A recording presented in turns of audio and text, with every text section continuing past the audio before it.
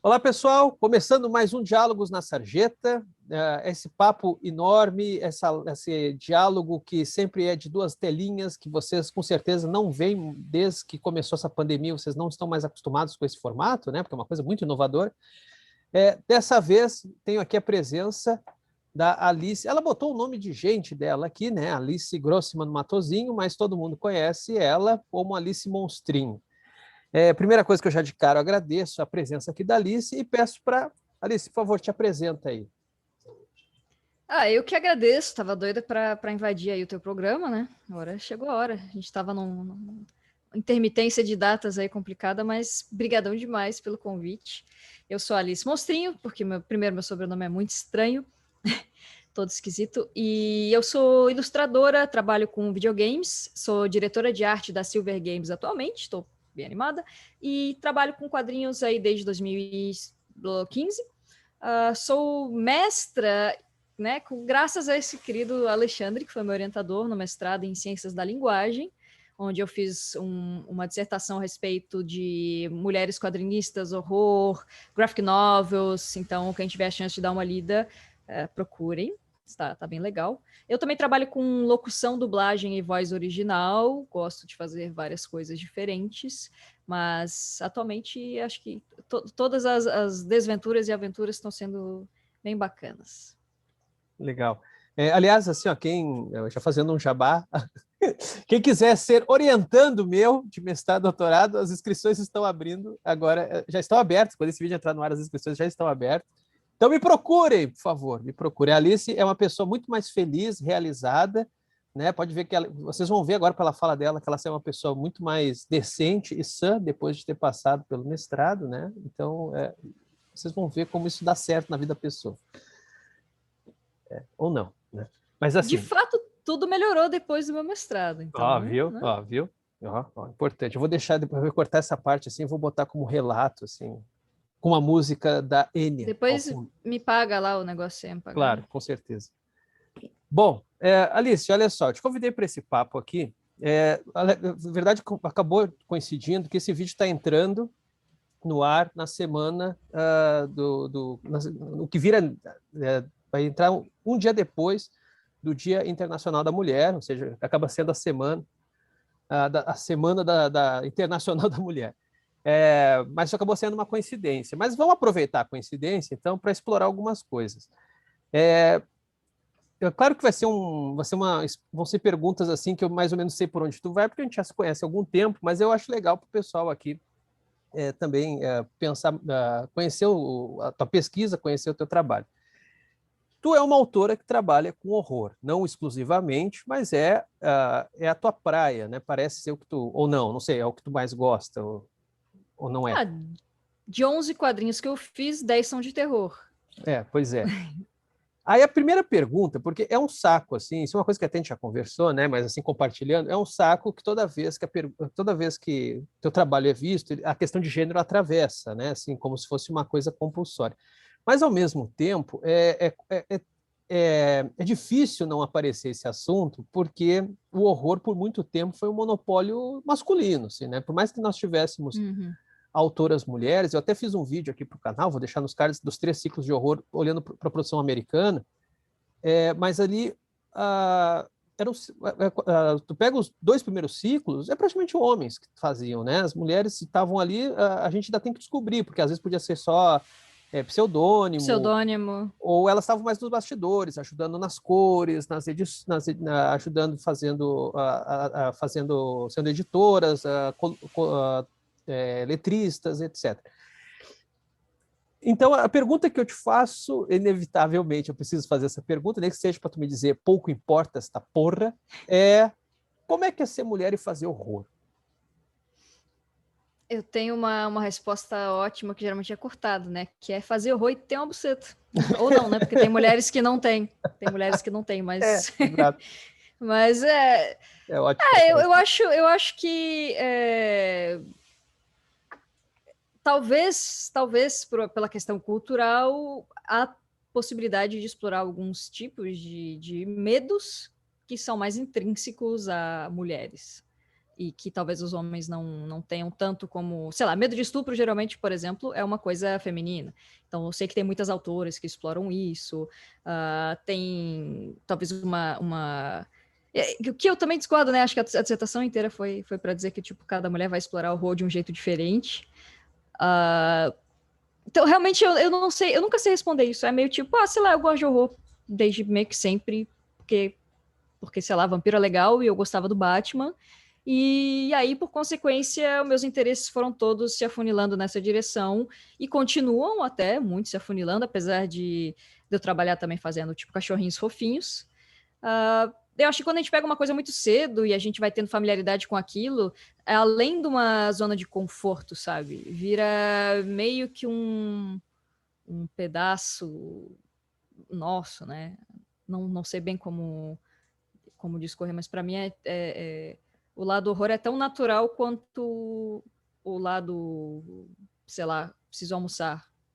Sim. Pois é, mas uma vez tu comentou comigo, eu queria, não sei se... Aquela sacanagem, mas tu me contou um negócio super íntimo, eu gostaria que tu contasse agora. Não, mas é sobre a recepção que às vezes tu tinha nos eventos, quando tu ia. E que eu acho que essa história é ótima. Eu queria que tu contasse, assim. Como é que é? Porque acho que a percepção nossa do que a gente está fazendo é muito diferente da percepção dos outros do que a gente está fazendo. Então é engraçado, assim, algumas vezes que eu estava participando de Comic Cons ou alguns eventos de quadrinho, que meu marido, né, que é sociólogo, estava junto comigo e a galera apertava a mão dele, tipo, pô, cara, mó legal esse seu quadrinho aí, hein, de terror. E ele, não, cara, eu sou professor, sou sociólogo, ela que faz as coisas horrorosas aí, o sangue e tal. E o pessoal imagina olhando para mim, uma grande tampinha de 1,60 e com esse rostinho angelical que, sei lá, naturaliza que na real é o cara grande e barbudo que vai fazer terror. Acho que é um pouco esse estigma ainda. Mas eu tô tendo uma visão bem positiva que isso está mudando, assim. Acho que cada vez mais, cada novo evento que eu participo, ou que eu vejo, ou cada nova entrevista aí nesse incrível e raríssimo método de disposição online, eu vejo mais mulheres falando sobre isso, e eu acho que isso vai naturalizando para todo mundo que, cara, é um gênero de um quadrinho, de filme, sei lá, de entretenimento, ou não só entretenimento, né, mas enfim, é um gênero literário e foda-se quem tá escrevendo, acho que tá naturalizando mais. Pois é, e pensando assim, na tua dissertação, tu chegou a analisar algumas autoras e tal. Depois eu até vou querer que tu fale mais da tua dissertação, mas agora vamos falar, e também vou querer que tu fale mais do teu trabalho, mas vamos seguir um seguinte roteiro. Que autoras que estão no teu radar, assim, não só necessariamente de quadrinhos também, pode ser de cinema, literatura, mas que autoras, ou mesmo autores, enfim, quem é que está produzindo horror que está no teu radar no momento, ou que esteve em algum momento e demora tu encheu o saco, enjoou. Eu vou de novo citar a galerinha que eu fiz muito na minha dissertação, entre outras, mas, por exemplo, a Becky Cloonan é alguém que eu acho muito foda, eu gosto das coisas que ela faz, eu gosto do jeito que ela faz. Menciona as obras só para a gente se situar aqui. A Becky Cloonan fez o... Teve o mais recente que eu li dela, peraí, foi traduzido até, que era o da mulher, que daí ela... Ai, meu Deus, como é que eu vou falar dessa obra sem falar o nome e sem dar spoiler? Vamos lá. Pô, é uma coisa medieval, é uma mulher e ela tá aguardando o amado dela, e aí a gente vai descobrindo umas coisas aí que tem a ver com a água e com a planície, que eles... Planície não, né? Uma coisa meio do mar aí e tal. Me fugiu o nome agora, olha que ótimo. E eu gostei. Tem um outro dela que é sobre um garoto... Não é tão terror, mas é um garoto que ele é tipo o scout de um... Ele é escudeiro de um rei, e ele precisa levar um documento até um lugar e vai se desdobrando coisas. E eu sou péssima de nome, como vocês podem ver. Mas, e ela faz tudo bem preto e branco. Ela não... Até onde eu li, ela não colore. Então, tem uns traços bem... até procurar aqui, rachurados, né? Eu conheço o trabalho dela mais por super-heróis, assim. Esses aí que tu tá falando de horror dela, eu não tô sacando quais são. Aqui, self-published work. Eu acho que chama Bury Your Treasure. Demeter, esse aí outro que eu falei. Demeter. Saiu no Brasil muito esse... bom. E agora, eu acho que não. Eu também não lembro de ter saído. Não, eu acho que não saiu no Brasil. Mas Sabe que eu não conheço o trabalho dela, assim, eu não leio o trabalho dela de super-herói. Uhum. O Deméter é fantasia medieval. Uhum. Eu gosto muito de fantasia medieval, então... E é sobre a história dessa mulher e o amado dela, e essa... Tem muita ligação com o mar, e... Enfim, Deméter eu acho bem legal. Infelizmente, eu acho que não tá em português, só pra galera aí que lê inglês. Impossível eu não mencionar nem a Emily Carroll e nem a Emil Ferris, né? Mas vamos começar, vamos por partes. Mas a Emily Carroll, eu conheci o trabalho dela através de um conto chamado His Face All Red, que traduz para o rosto dele todo vermelho, né? Acho que foi a tradução bem literal que eles fizeram. Esse saiu no Brasil, só para ajudar. Para te ajudar, já que tu não lembra, esse saiu no Brasil pela Dark Side como Floresta dos Medos. Então, o Floresta dos Medos é a compilação dos contos dela, né? Eu tinha lido o His Face All Red quando ele era uma webcomic. Então, assim, a Emily Carroll tá publicando desde o webcomic. E eu tinha lido na época, faz anos e anos, e achei muito, muito massa e deixei por isso. E aí, mais recentemente, faz uns poucos anos atrás, uma amiga minha, beijos pra Nina Val, falou, você já leu esse quadrinho aqui, Floresta dos Medos? Eu acho que você vai gostar. E eu fiquei apaixonada, eu fiquei maluca, e é justamente a coleção de contos dela, que foram alguns contos que ela publicava em webcomic, mais uma porrada de conto inédito que ela fez para o livro. E é muito legal como ela faz uma subversão, assim, de contos, que nem a gente tem os contos aí de João Maria, Chapeuzinho Vermelho, ela pega um pouco disso e faz um final um pouquinho diferente, que para mim é o terror, que ele é uma atormentação psicológica, meio esquema Lovecraft, assim, mas é de um jeito diferente, e é tão bem desenhado, é feito com umas aquarelas, e tem uma... É difícil explicar, ela mistura uma leveza do traço com algumas coisas meio grotescas, e eu acho muito foda. Acho que qualquer um que gosta de terror, e inclusive quem não gosta muito de quadrinho, ou não está acostumado com a mídia de quadrinho, esse é uma obra que eu geralmente recomendo para o pessoal. Gosta de terror, mas não curte muito quadrinho? Vai ler Floresta dos Medos, porque ele é muito digerível. E ele tem, eu já comentei isso, comentei contigo, mas eu gosto de comentar que para mim ele tem a melhor versão que eu já li do Chapeuzinho Vermelho, que eu acho do cacete. Isso eu vou dar spoiler, que se foda, né? Porque eu acho que é assim que a gente... porque é muito boa, senão a gente não consegue elaborar as coisas, né? Que é quando a Chapeuzinho tá indo, sei lá quem, a mãe dela, sei lá quem avisou para ela não ir, né? Pelo bosque, ela vai de sem vergonha. E aí tem a lua seguindo ela, lua cheia, lua cheia, lua cheia. E a gente já imagina o lobo, mas o lobo não aparece, ela chega na vovozinha e tal. E aí tem um negócio que me deu um arrepio quando eu li, que eu acho que é numa virada de página. A lua pisca. Pum! Eu imagino o som daquilo, sabe? Um som assim, ensurdecedor. Assim. Ou seja, a lua não era uma lua cheia, era o olho do lobo. Ou seja, era um lobo muito grande. Né? E aí tem um diálogo que é uma alegoria maravilhosa sobre a vida, né? Que o lobo fala para ela assim: ok, hoje você teve sorte, você não me viu, né?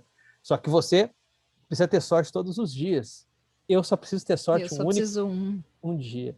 E isso é uma alegoria muito bonita, é uma alegoria bonita e terrível sobre a morte, né? A gente, para estar vivo, a gente precisa ter sorte todo dia. A morte basta ter sorte num único dia. Né?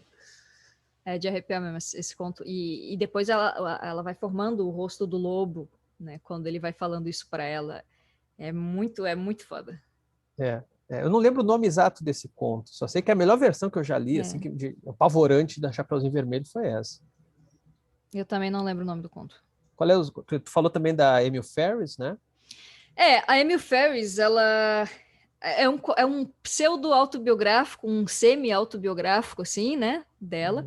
Ela é uma autora que se criou nos anos 50 e 60 em Chicago, apaixonada por terror, por filmes de terror, quadrinhos de terror, Monstro do Pântano, Lobisomens, Nosferatu, Drácula, esse quadrinho é sobre uma garotinha também, nos anos 60 em Chicago, além da história, que que para mim é muito, assim, me toca muito pessoalmente, ela fez todo o quadrinho em folhas pautadas de caderno, como sendo o diário da garotinha, que chama Karen Race. E a Karen, ela é uma menina que ela é um lobisomem, né? Ela tem o devir lobisomem, aí, meu Deus do céu, desculpa quem estiver ouvindo, mas ela tem essa... Ela é um lobisomem, na visão dela, na sensação dela, em tudo dela, ela é um lobisomem. E ela se desenha como lobisomem o quadrinho inteiro, que são os diários, né? Ela se ilustra como lobisomem. E por conta disso a gente vai vendo toda essa progressão, vai acontecendo um monte de coisa ruim na vida dela, né? Ela sofre de abusos, a mãe dela tem um câncer terminal, ela tem muitos problemas com o irmão dela, o irmão mais velho, mas tudo começa com a morte de uma vizinha dela, que ela tinha uma ligação muito forte, e a forma que essas personagens são desenhadas, né? Ela se desenha como meio lobisomem, meio bruta, assim, meio tarracada, e desenha essa vizinha, que chama Anka, é toda azul, e é muito legal o jeito que ela faz uma narrativa visual para contar o que a personagem está sentindo.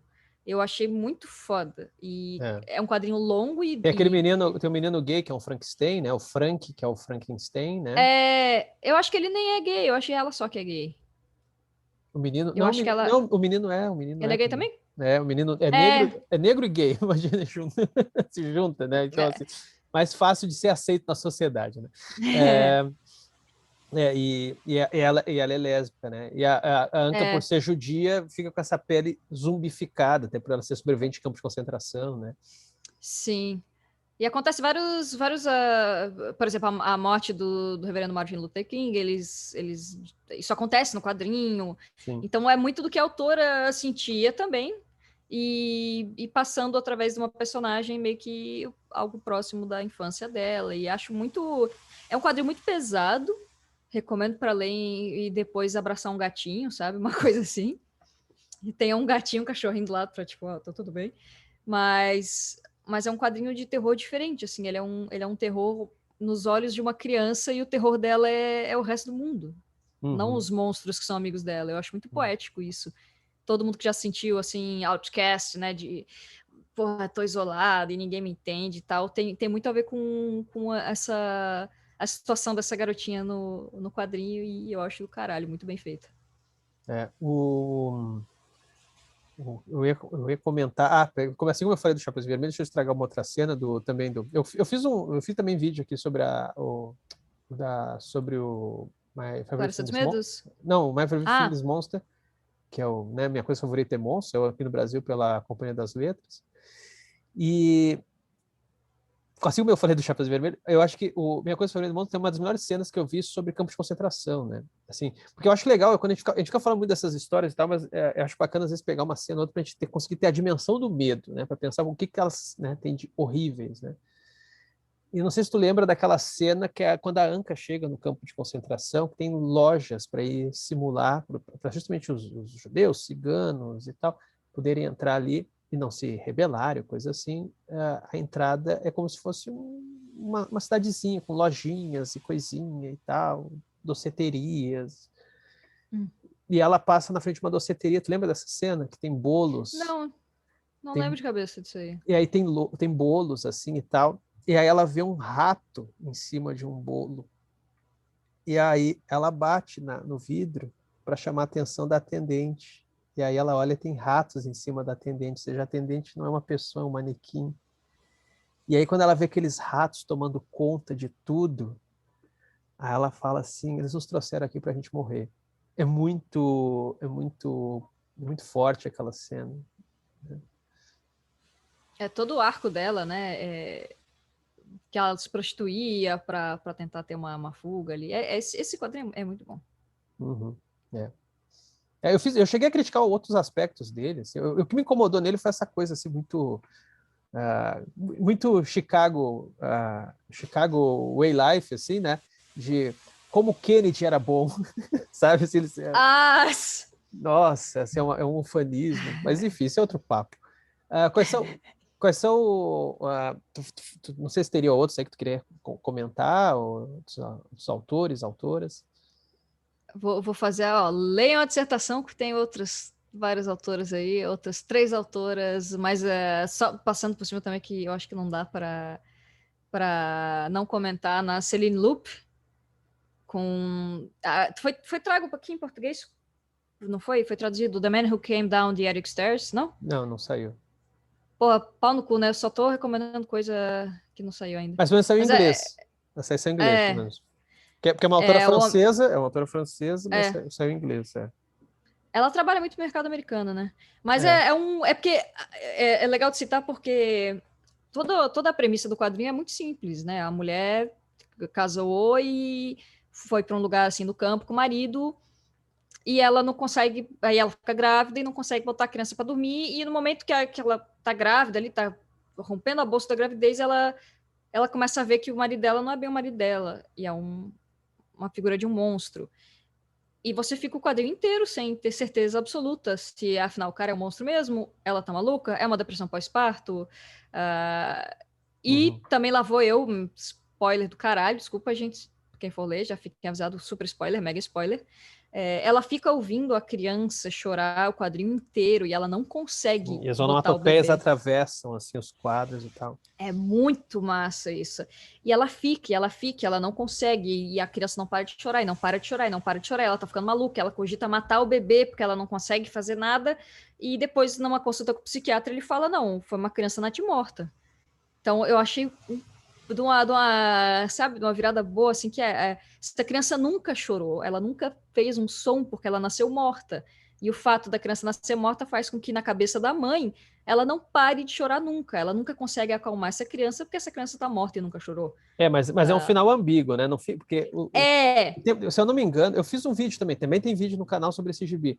Que, aliás, uma coisa que eu quero dizer aqui é que os vídeos que eu faço sobre autoras mulheres são os que têm menos acesso, né? É incrível isso. Não, é sério mesmo, sempre tem.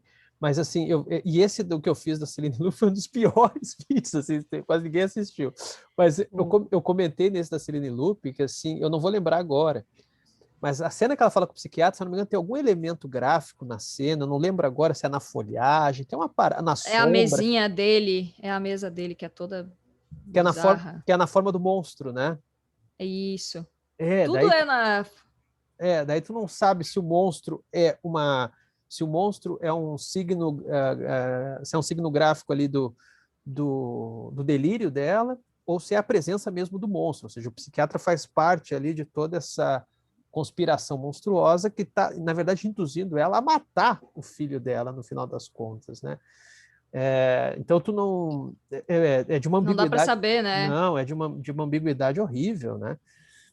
E tem, para mim, esse quadrinho tem uma das frases de terror e realidade, assim, para acho que todas as pessoas com útero, mas que ela fala para o psiquiatra, ela fala aí, porque ela tá apavorada com a situação, ela fala aí, se nem toda mulher nasceu para ser mãe, mas você precisa ter um filho para descobrir isso. Isso é apavorante, para mim é um pavor assim sem tamanho, ainda mais eu que não quero ter filhos. Uhum. É muito impactante e eu acho que isso é muito peculiar de mulheres, de pessoas com útero e tal, o impacto que essa frase causa. E por isso que é legal ler mulheres. São coisas diferentes, são Uhum. algumas não tem nada a ver, mas tipo, esse é o tipo de coisa que eu acho que, assim como para mim vai ser difícil entender a dor de um chute no saco, por não ser eu portadora de saco, tem alguns medos que é difícil,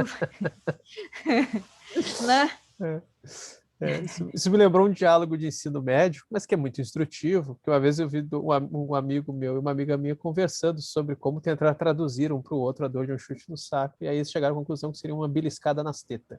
Eu não sei Não, eu não não. sei se compensa esse tipo Eu de... vejo homens de 2 metros chorando igual crianças indefesas, Sim. agachados, com a mão nos pequenas bolinhas e. Não, cara. Não Um dá. peteleco nas tetas não faz isso, não. Então realmente não tem. É o que se chama de o botão de desligar evolutivo, né? Ou seja, você criou um ser que, né, com aquela testosterona toda para poder ter uma habilidade de foder o planeta inteiro, mas pelo menos você criou um botão de desligar, né? Então, vamos Tipo, lá, calma aí. calma lá, pá, Calma aí, Ricardão.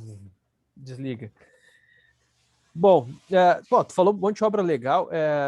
eu tenho acompanhado, a gente falou de quadrinhos, não sei se tu quer comentar alguma coisa de cinema, que tu tá olhando. Cinema, na real, eu sou péssima para comentar em questão de, por exemplo, diretoras, porque eu faz muito tempo que eu não assisto filmes de terror do jeito que eu gostava de assistir antes. Filmes que eu posso dizer que eu gosto muito, assim, em questão de terror, na real, eu nem sei se os diretores são homem ou mulher. Só que, por exemplo, o The Witch, lá, a bruxa, eu acho que é um diretor, né? Que é o mesmo cara do Farol e tal. Mas todo o protagonismo daquele filme é da garota, da Thomasin, né? Da menina que é ou não, uma bruxa. E esse é um que eu achei legal. E eu assisti com amigas, inclusive, com 2 amigas. Uma delas é a Mia, né? Beijos pra Mia. E também é legal isso, assim, de mostrar a questão da bruxaria pra mulher naquela época. Como qualquer coisa, a mulher é uma bruxa. E foi um filme bacana. Mas também é bacana que mostra a bruxaria com potência, né? Naquele final, aquela dança goiesca lá, né? Nossa, muito Muito foda. bom. Não, tem uma leva interessante, né? Tem a Júlia, como é que é? Do Cornu, até fui procurar aqui para falar certinho, do Cornu, que é a diretora do Hall, né? Aquele filme sobre canibalismo, não sei se tu chegou a ver. Aliás, tu é vegetariana, né? Mas a gente sempre pode tentar Não, coisas mas novas, né? não, isso que eu estou dizendo, é um filme muito bom para uma pessoa vegetariana, vegana assistir, né? Porque é um filme de uma menina, não sei se tu assistiu, é um filme francês, Não vi ainda. Hall, R-A-W, né? Que ela De cru. e ela até fazer recomendação do filme. Esse eu não vou dar spoiler, mas o lance assim básico, assim, que isso eu não estou entregando, está no trailer. É uma menina que a família inteira não come carne, não come carne, não come carne, daí ela vai para a universidade, lá as universidades têm essa estrutura de tu morar na universidade, né? Então ela acaba morando lá, e no trote dão carne para ela, né? Dão uma carne, como ela vai fazer, acho que ela vai fazer veterinária, daí dão carne de um bicho morto, só de sacanagem e tal. E aí fudeu. Fudeu porque Ligou o botão canibal. aí ela cria gosto, e aí tem um lance com a irmã dela também. Assim, ó, é ladeira abaixo, sacou? Esse negócio, mas não é aquele canibalismo gourmet do Hannibal, sabe? Lecter, que faz os pratos e tem aquele Pega prazer, sabe? Não, não, não. Aí é uma coisa assim selvagem mesmo, né? É uma coisa pulsional. E tem também o Senhor Babadook, né? Que eu acho que estava na Netflix e tal, que também Sim, também é de uma diretora, agora está me fugindo o nome dela, deixa eu até copiar aqui, não. Deixa o Google é me dizer. verdade, é uma mulher, né? É uma É, mulher. australiano. Jennifer Procura Kent. também. Jennifer Kent. Tem uma leva legal aí de mulheres fazendo horror, né? Seja na direção, seja no roteiro, seja protagonizando, no caso aí da bruxa, né, que é a atriz, tem uma leva bem interessante. E na literatura também, mas eu confesso que nessa parte aí da literatura contemporânea eu estou meio por fora. Mas se a gente for olhar, por exemplo, o gênero, a gente pode remeter a Mary Shelley, né? Fazendo Sim, o Frankenstein. Frankenstein. É, Não existiria o gênero, né? Começou com ela. Não é que não existiria, mas começou com ela, né? sim, ela é uma pedra importante nessa estrutura. Bom, vamos falar das tuas HQs então, Alice. Olha só, eu tenho aqui comigo ao que é, por enquanto, a tetralogia Bad Omen, né?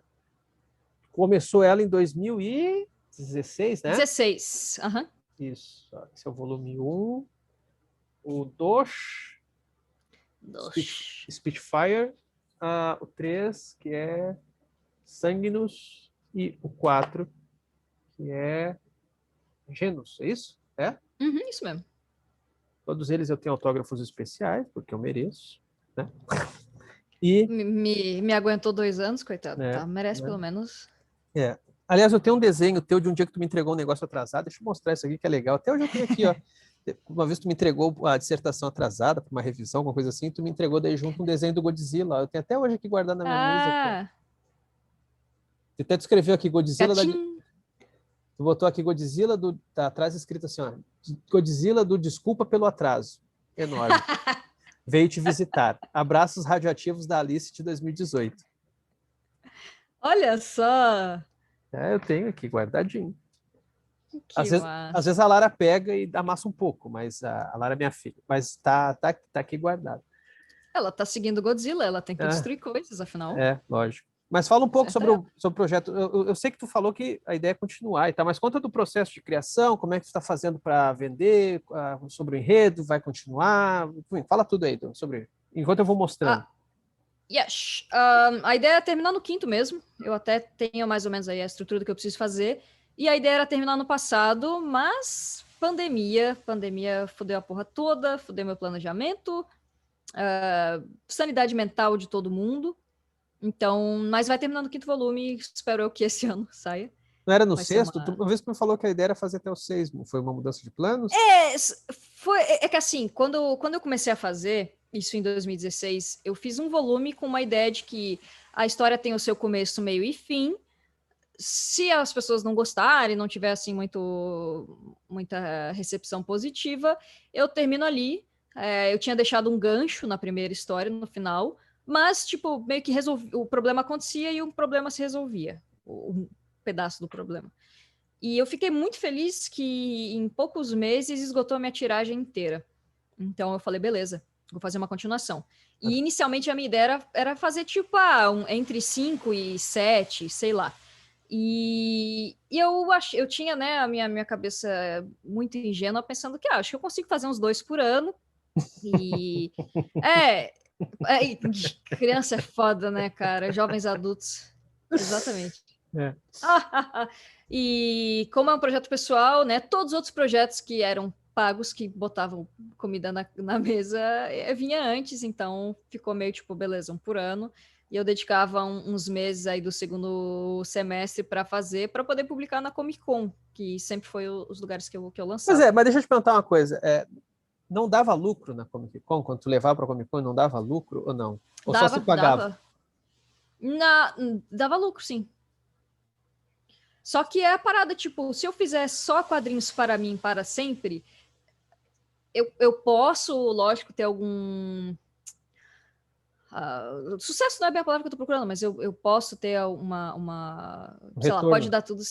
um retorno e tal, mas eu gosto também de fazer outros trabalhos, e esse malabarismo era bem complicado, assim, para eu fazer, porque eu escrevia roteiro, fazia parte toda editorial, procura gráfica, vê o que tá mais barato, revisa, faz tudo, né? Então é tipo...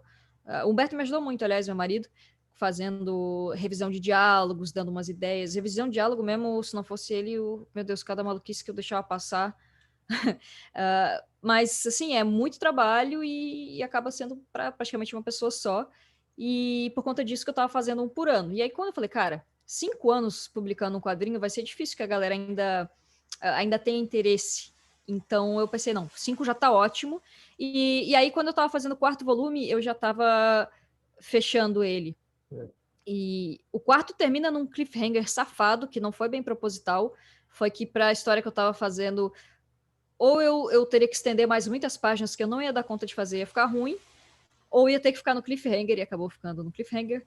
Mas sobre a história... Que é uma página muito bonita. Não, só quero falar que tem um layout muito bonito essa página aqui, né? Olha só o rosto aqui no meio, esses quadros pequenos, essa sobreposição. Eu gosto muito dessa página. Que bom. Essa é justamente essa é a página mais importante desse quadrinho inteiro. Pois é. Ela se dando conta... uma coisa que eu já até te falei pessoalmente, mas eu te falo aqui na frente de todo mundo, como a tua arte foi melhorando de um volume para o outro, né? A gente vê como essa coisa da... Como que o artista tem essa parte que te olha, sei lá, para a época que artista e artesão era a mesma coisa, né? Como para o artista é importante a continuidade do trabalho, né? Ou seja, o cara tem que tá sempre trabalhando e vai evoluindo, né? Assim, como tecnicamente vai evoluindo ou se desconstruindo eventualmente, né? Tu vê artistas que começaram super figurativos, terminaram abstratos, ok, mas isso tem a ver com uma evolução mesmo técnica e de autodescobrimento do seu trabalho, né? Isso é bem interessante que você falou. E até uma coisa que eu aprendi muito recente, né?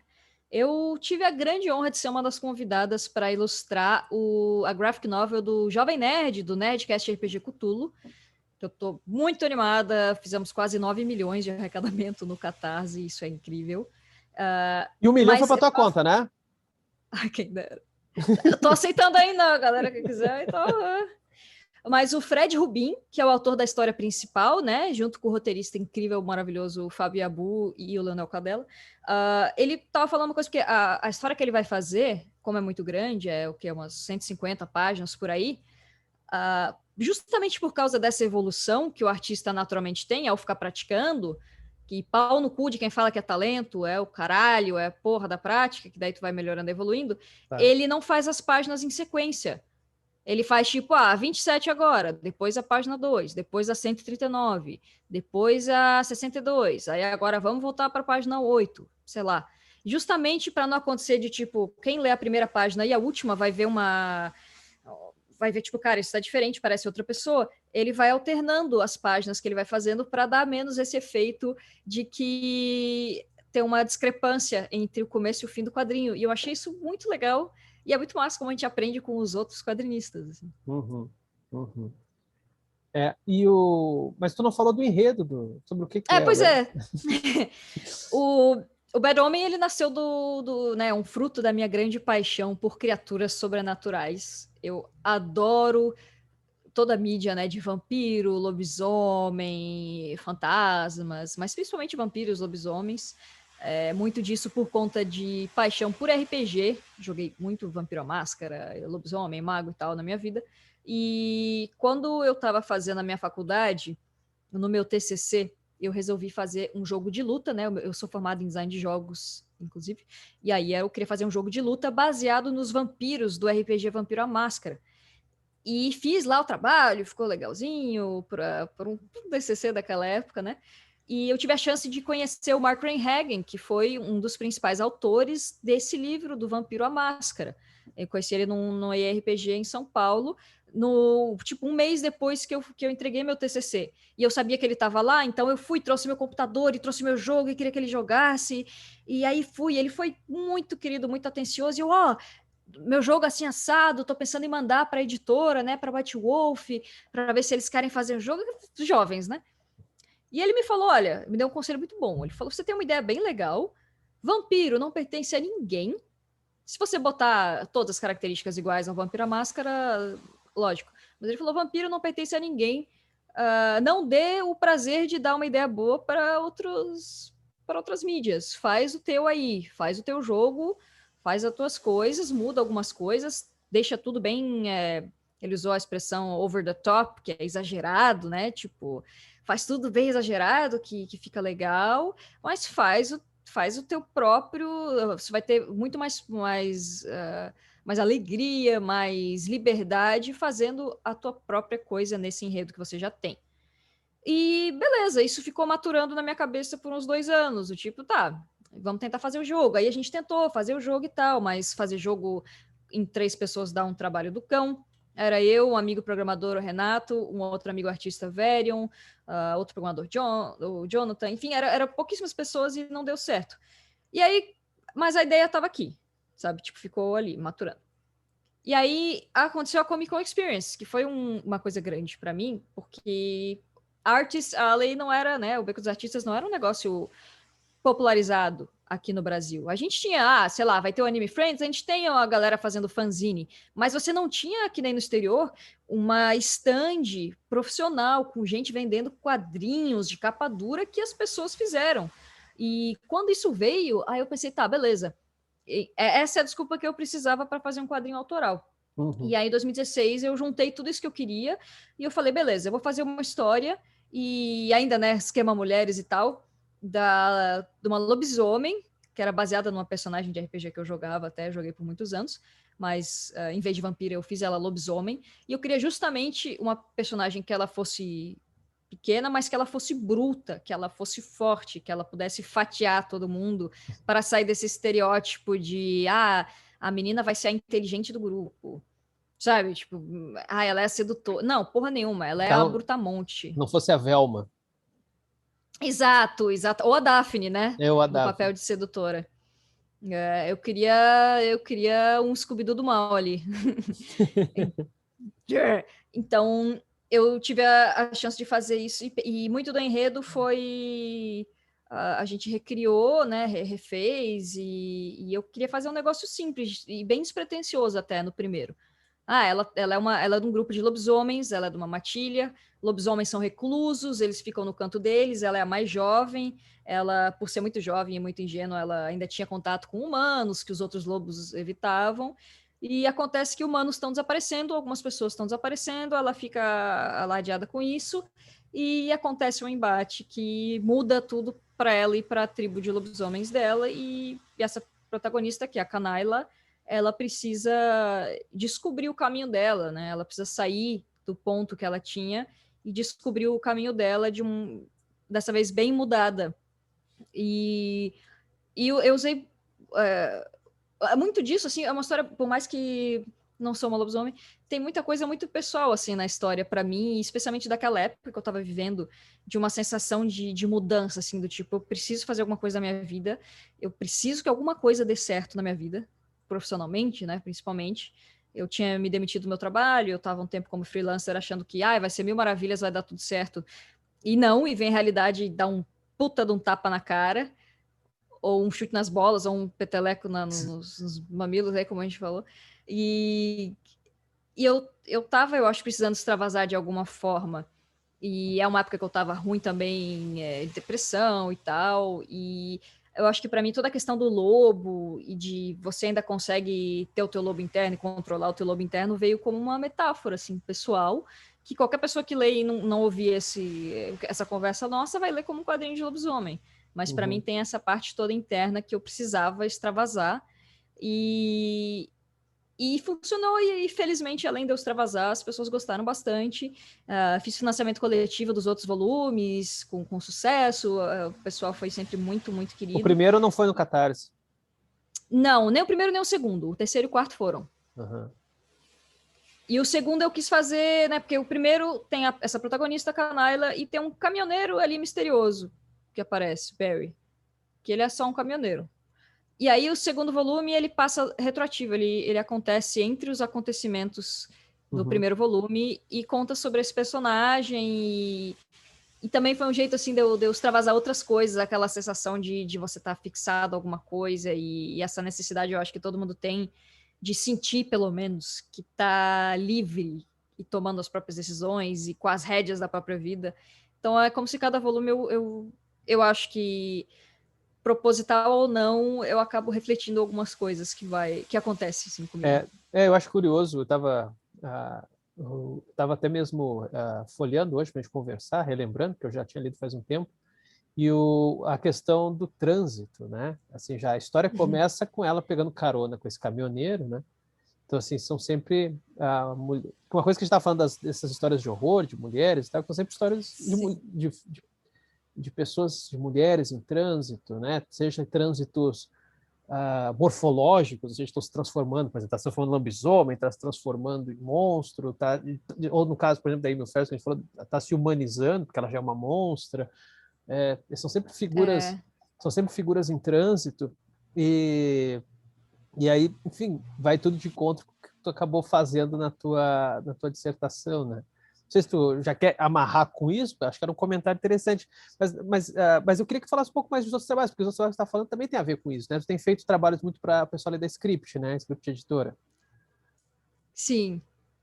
Comenta um pouco sobre. Tem sido muito legal. Os trabalhos da Script, a maioria dos que eu fiz, eu não fiz o roteiro.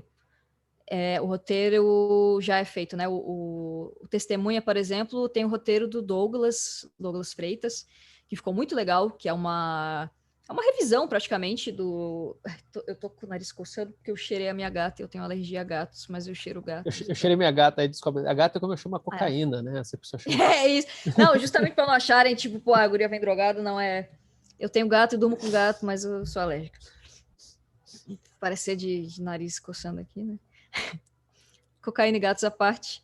É uma revisão do conto do Dagon, que foi o primeiro conto do H.P. Lovecraft, que é o autor que fez Cthulhu. E várias outras histórias. E é legal porque a mitologia do Lovecraft, ela é muito mutável também, porque várias pessoas usam e criam monstros novos e coisas novas, e RPG, e suas próprias aventuras com essa questão toda do Cthulhu, e esse é um dos casos, né? O conto do Testemunha passa com um neto do protagonista de Dagon, que foi quem descobriu a ilha e viu o Dagon e ficou maluco. Então é muito legal poder fazer parte de uma releitura de um conto, de uma continuação de um conto. E eu adoro muito as coisas do Lovecraft. Revisionismo histórico à parte, né? Porque sim, ele era um escroto do caralho, mas eu gosto do jeito que ele faz toda essa questão do horror cósmico. Ele é bom justamente porque ele era um escroto, né? Não tô sendo irônico, eu tô dizendo assim, tipo, você tem uma grande discussão, inclusive, sobre isso, né? Tipo, era justamente por ele ser xenófobo, racista e tal, que ele tinha essa aversão pelo outro, que ele criou esse horror na outridade, né? Então, assim, essa percepção, a ironia é essa, né? Era justamente essa personalidade. Fez algo legal disso, né? Exato, né? E aí hoje tu vê isso ser usado no sentido contrário, ou seja, o mundo dá essa volta que aí temos pessoas como tu, uma mulher, que era uma coisa que ele também tinha pavor, pegando esse mesmo operador conceitual que ele elaborou lá atrás para poder produzir outras coisas. Isso é interessante, né? Sim. O mundo gira e vacilão roda. Mas eu fiz o Testemunha, que foi bem legal. Já tem, acho que ele, não sei se ele tá em repressão. E fiz também o Mitos de Lovecraft, que eu fiquei absurdamente lisonjeada com o convite de participar, porque só tinha nome foda, né? A Salvador Sanz, o próprio Fred Rubin, que eu também vou estar trabalhando junto aqui no Nerdcast RPG, na Graphic Novel, que também é de Cthulhu, aliás, Cthulhu voltando à minha vida o tempo inteiro. E eu fiz uma história que são 6 páginas só, mas eu queria tentar fazer alguma coisa que fosse cíclica. E eu queria, admito que assim, eu gostei do roteiro, mas eu queria ter trabalhado um pouco melhor. Foi numa época que eu estava com muita coisa para entregar, então eu fiz, sei lá, num final de semana eu fiz tudo, todas as páginas, todas as 6 páginas, foi bem corrido. Mas esse é um livro que ele está sendo publicado, não sei agora quem estiver ouvindo em qual época, futura ou não, mas ele está sendo agora publicado, entregue e tal. Capa do Necronomicon muito massa. E eu pude fazer um contozinho sobre o Necronomicon e sobre ciclos e sobre coisas que são que estão além do poder humano, no sentido de imutáveis, e foi bem divertido. E com a Script, ano passado, né, 2020, nós ganhamos, né, na verdade o troféu HQ Mix foi esse ano, mas ganhamos com a publicação do ano passado chamado Mulheres em Quadrinhos, essa aí mesmo. Ganhamos 2 prêmios do troféu HQ Mix, que eu fiquei muito honrada. Eu fiz a capa. Essa, olha, de Batmanzinho. Olha que bonitinho. Eu fiz a capa e a contracapa e fiz também uma história, que foi a minha primeira história autobiográfica. Aliás, não vou dizer a primeira história autobiográfica da vida, porque a primeira eu menciono aí, foi um livrinho que eu escrevi quando eu tinha 10 anos. É uma história de 3 páginas, né? Uma história curtinha que tu fez aqui, né? Aí eu lembro, a gente estava numa orientação no Bob's, que ele se orientava em lugares bem condizentes, Undergrounds. né? Underground, no Bob's. Com os veinhos. Os veinhos lá jogando, sei lá que merda eles jogavam. Dominó, sei lá. E aí tu me lembra que tu levou os primeiros rascunhos. O esboço, eu acho, E a gente discutindo. Tava muito bacana. Ficou muito bom esse teu desenho aqui, eu acho. Ficou muito bacana. Essas 3 páginas aqui. Eu gostei dessa historinha. Ela, como qualquer autobiografia, né? Obviamente é algo pessoal, mas eu acho que eu não tinha parado para pensar sobre mim, sabe? Uhum. E eu quis fazer algo autobiográfico nesse caso, porque eu acho que combinava a questão de pertencimento, de território, né? Então, essas pagininhas aí são poucas, mas é um quadrinho sobre território, sobre ter que caçar o seu território, sabe? E eu tive que fazer muita pesquisa, assim, na minha própria cabeça, tipo,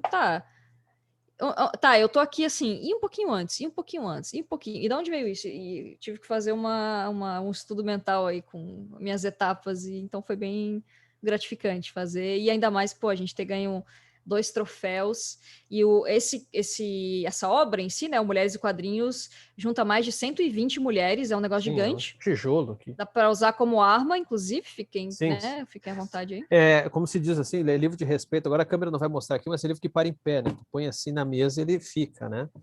Ou seja, é grosso o suficiente para tal. E foi bem legal ter participado disso, fico bem grato. E ele reúne quadrinhos, reúne entrevistas, matérias, reúne também até alguns artigozinhos, né, menorzinhos. Então, é um compilado sobre produção de quadrinistas mulheres aqui no Brasil, e é do caralho.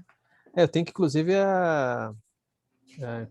tenho que agradecer, inclusive, o pessoal da Script que me mandou o livro, né? Recebi ele agora, sei lá, semana passada. Aí finalmente estou com ele. É só isso que tu fez? Não fez mais nada? Pronto, acabou? Pô, vai ficar 3 horas falando de tudo que tu faz. Porra. Não, eu fiz, vamos lá, antes disso tudo aí, em 2015, eu fiz aí sim, o primeiro quadrinho radioativo. Estou tá para sair agora, né, o Mito de Lovecraft. Estou trabalhando aí no Nerdcast RPG Cthulhu, que é de longe a coisa mais importante que eu já fiz, né? Ainda não saiu, mas caralho, eu adoro muito o grupo Jovem Nerd há muito tempo, e é legal porque eu sou do tipo que quando eu vou desenhar, eu preciso de caos. Eu sou uma criatura feita de caos e mais caos. Então eu preciso de barulho, música, podcast, vídeo. E acho que todos os quadrinhos que eu já fiz na minha vida, em algum momento eu estava ouvindo o Nerdcast ou assistindo algum vídeo ali do Jovem Nerd. Então é muito legal e muito gratificante dessa vez estar podendo fazer parte da equipe, né? Para não só fazer esse quadrinho, mas ainda mais porque é de Cthulhu, que é super a minha praia, que eu adoro e com autores incríveis, incríveis. Eu vou, inclusive, mencionar, além do Fred, que eu já havia falado, a Prips, que é a Priscila Tramontano. Ela é sensacional. Ela já fez tudo que é quadrinho também. Ela trabalhou como colorista, como capista, fez Transformers, fez Tartarugas Ninjas. Ela é uma das artistas assim que eu tenho maior admiração. E ela é uma pessoa muito, muito amorzinho também. Então, leiam coisas da Prips. E a tua dissertação, Alice, foi sobre o quê? Não lembro. A minha dissertação foi sobre... Não precisa defender, não é para defender, só comenta assim rapidinho, assim, o que foi, assim, do jeito que as pessoas entendam. Vamos lá. Do jeito que eu entendo, vamos ver se eu ainda sei, né? Se eu ainda lembro. A gente analisou 5 graphic novels feitas por mulheres, graphic novels de horror, e fomos analisar a estética, na ideia de ver o que elas iam falar pra gente. Não era para tentar ver, tipo, a mulher fala sobre isso, o homem fala sobre aquilo, ou até fazer um negócio meio quantitativo do tipo, dessas 5 autoras, 3 usam protagonistas femininas, 3 usam... A ideia era realmente fazer uma análise e entender do que se trata essas graphic novels.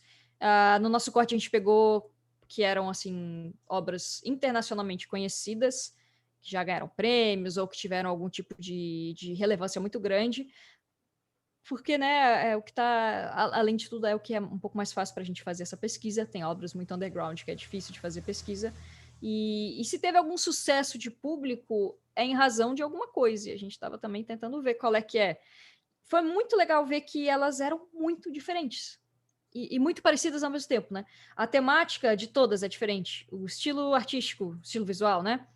Um usa preto e branco, um é colorido em aquarela, a outra usa rachura pra caralho, a outra é o japonês e vai usar um monte de retícula. A protagonista, duas aqui, uma é uma mulher, uma é um lobisomem, outra é uma mãe, outra é um monte de cachorro.